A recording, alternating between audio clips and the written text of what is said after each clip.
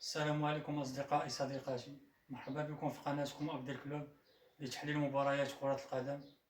موضوعنا اليوم على الكلاسيكو المغربي، القمة بين الجيش الملكي والرجاء الرياضي البيضاوي. كانت مقابلة قوية وكانت فيها ندية بين الفريقين، خصوصا في الشوط الأول اللي عرف نتيجة التعادل السلبي 0-0.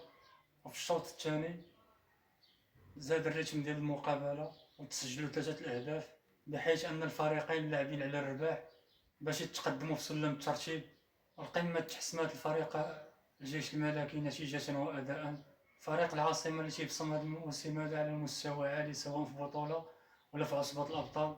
الفريق العسكري عرف كيفاش يسير المباراة وانتصر بنتيجة 2 الأهداف لواحد، تسجيل الهدفين بطريقة كروية بديعة، بحيث أن كل هدف حسن من الآخر، كيف ما تنقولوا باللغة ديال الكرة دقة دقة حتى باب الدار.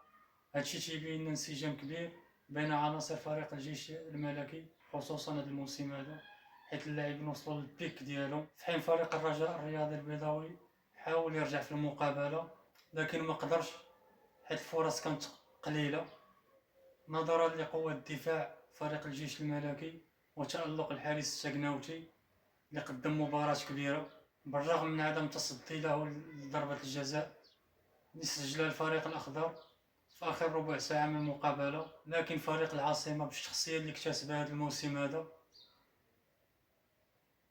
تمكن من حسم المقابلة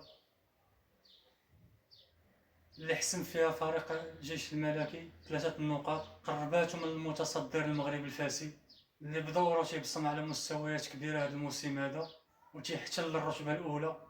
لكن فريق الجيش الملكي شدد الخناق على المتصدر بحيث انفرد بالمركز الثاني. شنو رأيك في مستوى البطولة هذا الموسم هذا، ومن الفريق من وجهة نظرك اللي غادي يحسم البطولة هذا الموسم هذا؟